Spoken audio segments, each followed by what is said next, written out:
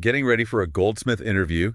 Exciting stuff. We're diving deep into RoleCatcher's Goldsmith career and interview guides today. Yeah, these resources are fantastic. Seriously, gold mines.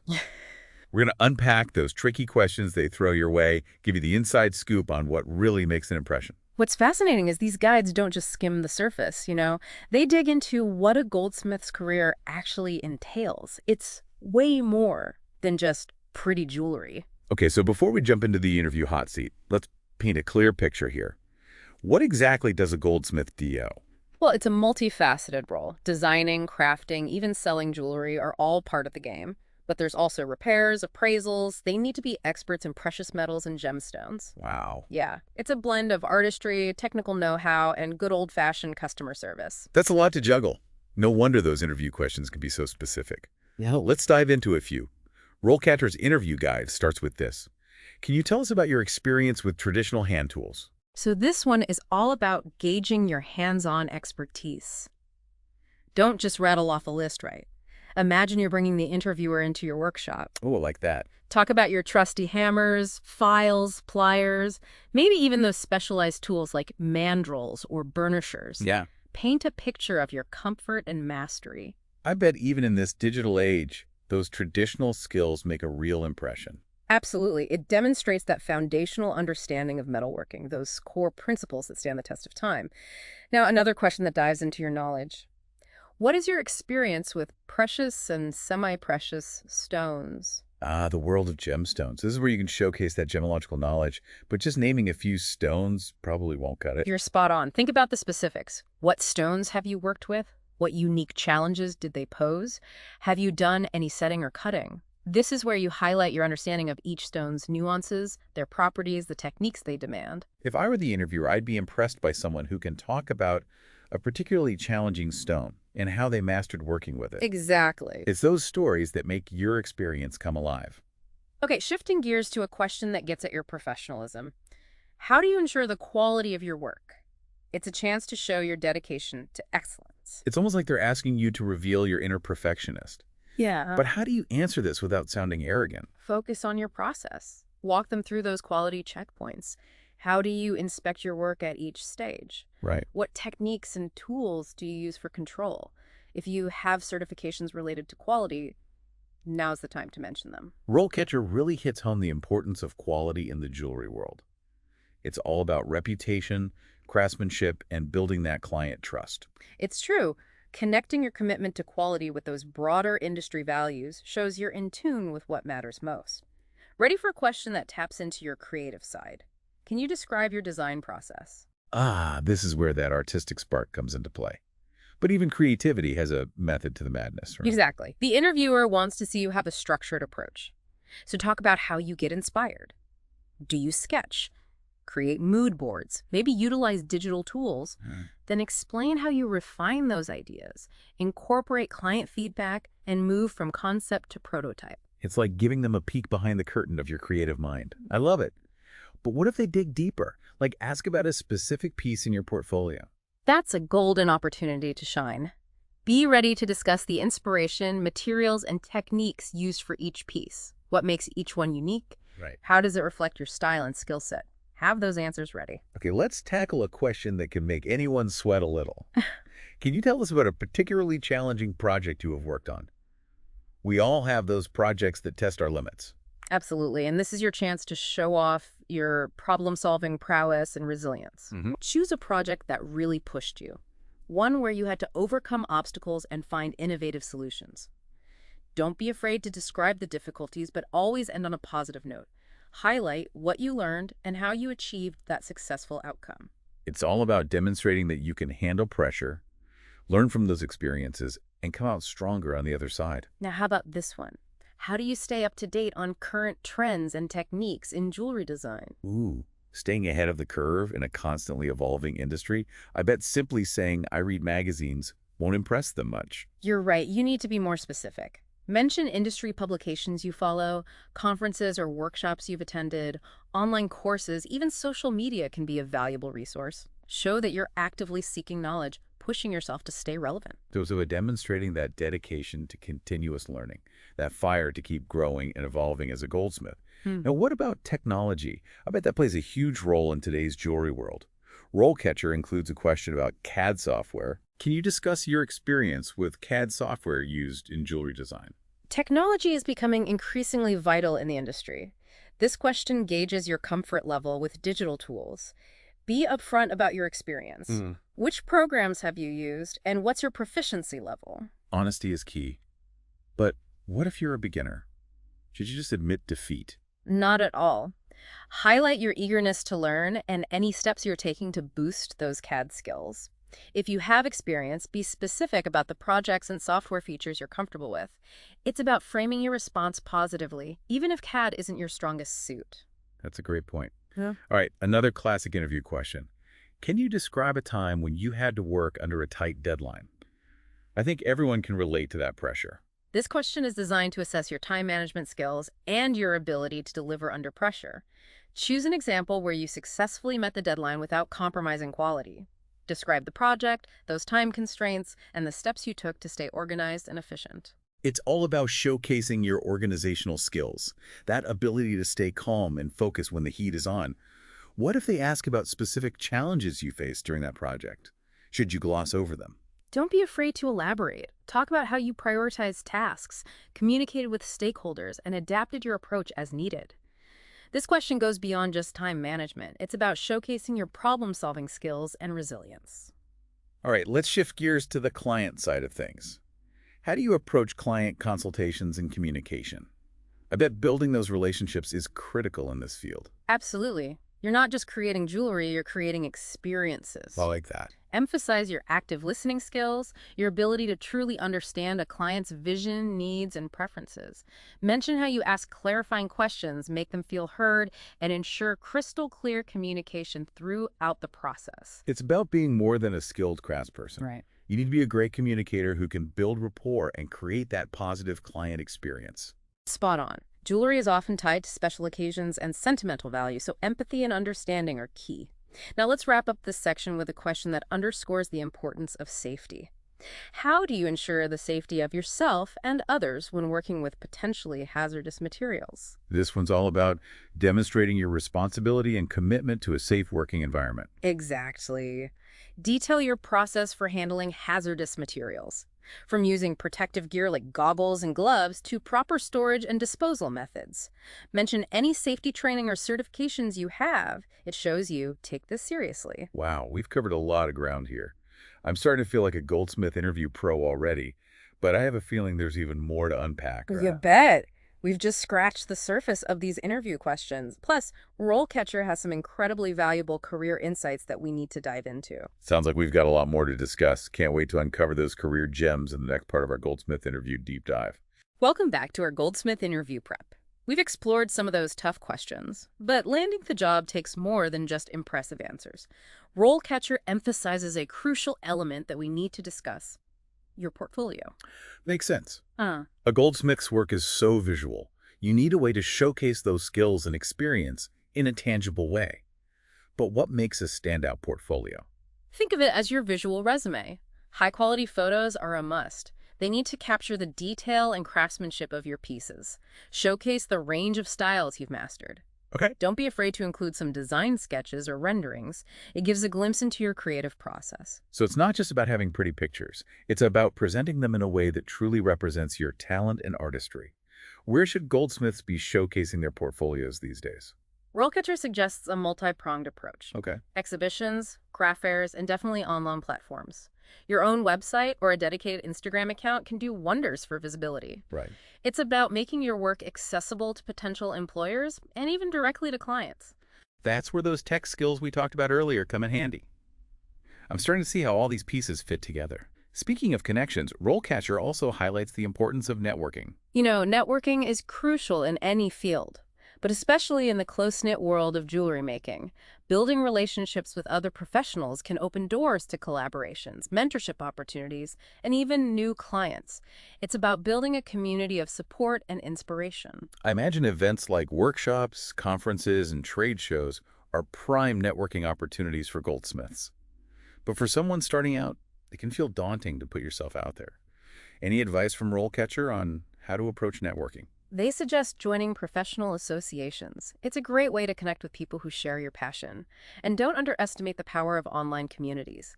Engaging on social media, participating in forums, these are all avenues for building connections and learning from others. It sounds like networking is all about being proactive and genuinely interested in connecting with others. Now let's talk about something that really caught my attention. RoleCatcher's AI tools. Yeah. I'm curious how AI can help goldsmiths in their job search. This is where technology gets really exciting. Imagine a platform that analyzes job descriptions to pinpoint the exact skills and keywords that employers are looking for. Wow. That's what RoleCatcher's AI does. It then helps you tailor your resume and cover letter to perfectly match those requirements. So instead of sending out generic applications, you're strategically targeting the jobs where your skills truly shine. Exactly. And it's not just about keywords. RoleCatcher's AI can help you craft compelling bullet points that highlight your accomplishments and quantify your skills. It even provides feedback on your writing style, ensuring that your application materials are clear, concise, and impactful. That's incredible. I bet it takes a lot of the guesswork out of the application process. But what about those nerve-wracking interviews? Can AI help with that too? Absolutely. RoleCatcher's AI can be your personalized interview coach. Oh, interesting. Input the job description and the types of questions you're anticipating, and it'll generate potential answers tailored to that specific role. It even provides feedback on your responses, helping you refine your delivery and boost your confidence. So you're not just walking into the interview prepared, you're walking in feeling like you've already practiced with an expert. Right. That's such a game changer. It really is. By combining your knowledge and skills with the power of AI, you're giving yourself a significant advantage in the job market. Okay, so we've got our portfolio polished, we're networking like pros, and we're even using AI to fine-tune our applications and practice our answers. What else do we need to know to absolutely ace this Goldsmith interview? Let's revisit those specific interview questions and dive even deeper into the nuances and potential follow-up questions you might encounter. Remember those traditional hand tools we talked about? Yeah. Imagine the interviewer follows up by asking, "What's your favorite hand tool and why?" Ah, that's a great one. It's not just about naming a tool, it's about showcasing your passion. Exactly. Explain why that particular tool speaks to you. What makes it special? How do you use it to create those intricate details that bring your designs to life? It's like sharing a little piece of your heart, that connection you have with the tools of your craft. I bet it reveals a lot about your personality as a goldsmith. You're spot on. Now let's go back to that question about precious and semi-precious stones. What if they ask, what's the most challenging stone you've worked with, and how did you overcome the difficulties? Ooh, this one's all about showcasing your problem-solving skills and that technical expertise. Think about a stone that presented unique challenges. Maybe it was incredibly hard, delicate, or had an intricate cut that required a special approach. Right. It's not just about describing the stone. It's about telling the story of how you tackled those complexities and achieved a beautiful result. Walk them through your thought process. What research did you do? What techniques did you adapt? What tools did you utilize? This demonstrates your ability to think critically and find solutions when faced with a challenge. I love that. It shows you're not afraid to get your hands dirty, experiment, and find the best way to achieve that perfect outcome. Now remember that question about ensuring quality. Imagine the interviewer takes it a step further and asks, can you give me a specific example of a time you went above and beyond to ensure the quality of a piece? This is your chance to showcase your dedication to excellence, that meticulous attention to detail that sets you apart. I'm thinking about those moments when you spot a tiny flaw or potential issue, even if it means delaying the project to get it right. Precisely. Think about a time when you went that extra mile, even if it wasn't explicitly requested. Describe the issue you encountered, the steps you took to resolve it, and the outcome. The more specific and detailed your example, the more powerful it will be. It's about demonstrating that unwavering commitment to delivering the best possible work, even when it means going above and beyond. Now let's shift gears to the design process. What if, after you describe your approach, the interviewer asks, how do you balance your creative vision with the client's preferences? That's a question that gets at the heart of client collaboration. It's a delicate dance between honoring your artistic style and bringing the client's vision to life. It's like being a creative translator, right? Yeah. Taking their ideas and translating them into a wearable piece of art that they'll cherish. I love that analogy. Explain how you actively listen to the client. delve into their desires, and find ways to incorporate their ideas while staying true to your design aesthetic. It's about finding that sweet spot where both your creativity and the client's preferences shine through in the final piece. What about those challenging projects we talked about earlier? Right. What if the interviewer asks, what did you learn from that experience? That's a classic follow-up question designed to assess your self-awareness and your ability to learn from those tough situations. So it's not just about describing the challenge, it's about showing how you grew from it. Exactly. Reflect on that experience and pinpoint specific lessons you learned. Was it about time management, communication, technical skills, maybe even a deeper understanding of your own creative process? It's all about showcasing that growth mindset, that willingness to embrace challenges as opportunities for learning and development. I love that. Now, remember that question about staying up to date with current trends? Imagine the interviewer asks, what's a recent trend in jewelry design that you're excited about? This is a fantastic opportunity to showcase your passion and knowledge of the ever-evolving world of jewelry. So do your research beforehand and be ready to talk about a specific trend that's caught your eye, right? Absolutely. Choose a trend that genuinely excites you, a new material, technique, or style that you're eager to explore. Explain what intrigues you about it and how you might incorporate it into your own work. It's all about demonstrating that you're not just keeping up with the trends. You're actively seeking inspiration and pushing yourself to evolve as a goldsmith. Now, let's circle back to that question about CAD software. What if the interviewer asks, can you describe a specific project where you use CAD software and how it benefited the design process? This is your chance to shine a light on your technical skills and your understanding of how CAD can enhance creativity and precision in jewelry design. So choose a project where CAD played a key role, right? Yeah. Maybe a complex design that would have been difficult to achieve by hand, or a project where you used CAD to create detailed renderings for the client. You got it. Describe the project, the specific software you used, the features you utilized, and the benefits it brought to the design process. It's about showcasing your ability to use technology effectively to enhance your designs and create a seamless client experience. Now, let's go back to that question about working under pressure. Imagine they ask, how do you prioritize tasks when you're facing a tight deadline? This delves deeper into those time management skills. It's about demonstrating your ability to stay calm, organized, and strategic when the pressure is on. So how do you approach this question without just saying, I make a to-do list? Talk about your process for assessing the urgency and importance of each task. Do you create a realistic schedule? Do you break down larger tasks into smaller, more manageable steps? Do you delegate when appropriate? Right. Yeah. It's about demonstrating that you can think critically and make smart decisions under pressure without sacrificing quality or attention to detail. Now, remember that question about client consultations. Imagine they ask, can you give me an example of a time when you had to deal with a difficult client? And how did you resolve the situation? This question can feel a bit tricky, but it's a great opportunity to highlight your communication and problem-solving skills. Right. I imagine every goldsmith encounters a challenging client interaction at some point. Maybe a miscommunication, a difference of opinion, or a particularly demanding request. How do you approach this question without sounding negative? Choose an example where you successfully navigated the situation and focus on the positive outcome. How did you use your communication skills to de-escalate the situation, find common ground, and ultimately satisfy the client? It's about showing that you can handle those difficult conversations with grace, professionalism, and a commitment to finding solutions that work for everyone. Now, let's revisit that question about safety one last time. Imagine they ask, has you ever had a safety incident in the workplace? And if so, what did you learn from it? This is a question that requires honesty and self-awareness. If you've never had an incident, you can simply say that and emphasize your commitment to following safety protocols. But what if you have had an incident? It can feel uncomfortable to talk about those experiences in an interview. It's important to own up to it and focus on the lessons learned. Briefly describe the incident without dwelling on the negatives and explain the specific steps you took to prevent it from happening again. It's all about showing that you're accountable, responsible, and dedicated to maintaining a safe work environment. Now we've really gone deep into these interview questions. We have. But I have a feeling there are still a few more nuggets of wisdom to uncover, right? You're absolutely right. There are still some essential tips and insights that can make all the difference in your Goldsmith interview. Let's explore those final touches in the next part of our deep dive. Okay, we're back for the final chapter of our Goldsmith interview deep dive. We've explored the skills, dissected those tough questions, and even tapped into the power of AI. But I feel like there's a secret sauce to truly elevate your performance.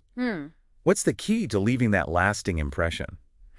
This is where those intangible qualities come in. You can have all the technical skills and a dazzling portfolio, but it's your personality and passion that really make you stand out. So it's about more than just reciting memorized answers. It's about letting your authentic self shine through. Exactly.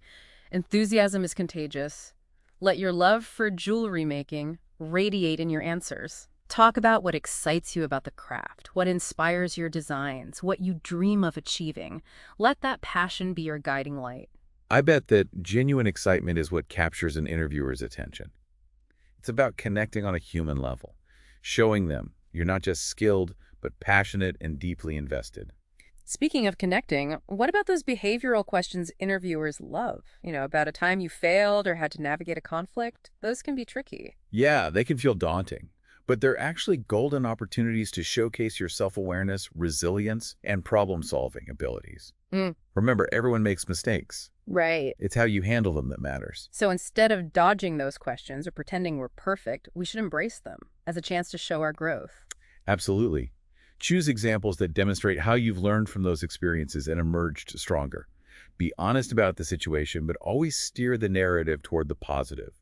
What did you learn? How did you grow? What steps did you take to prevent it from happening again? It's about owning those experiences and showing you're not afraid to admit shortcomings. That vulnerability can be incredibly powerful, especially in an interview. Any final pearls of wisdom before we wrap up this deep dive? A few things. First impressions matter, so dress professionally, even if the workplace leans casual. Right. It shows respect and that you take the opportunity seriously. Yeah. Second, remember, an interview is a two-way street. Good point. Prepare some thoughtful questions to ask at the end. Right. It demonstrates genuine interest and allows you to gather more information about the role and company culture. Like showing them you're not just looking for A and Y job. You're looking for the right fit. And those little things, good eye contact, a firm handshake, positive attitude, go a long way. Couldn't agree more. And most importantly, be yourself. Authenticity is magnetic. Let your personality shine through and don't be afraid to let your passion for jewelry making be your guiding star. So as you step into that Goldsmith interview, remember this. You've got the knowledge, the skills, and the insights you need. You've explored the craft, mastered those tricky questions, and even discovered how AI can give you that extra edge. Now it's time to put it all into practice. You're not just a craftsperson. You're an artist, a technician, a problem solver, and a storyteller. Embrace those qualities, let your passion ignite, and go create some magic. Here's a final thought to carry with you. As a goldsmith, you're not just working with metal and stones. You're crafting stories, emotions, memories that will last a lifetime. How will you bring that unique perspective to your interview and your future career? Go out there and make your mark.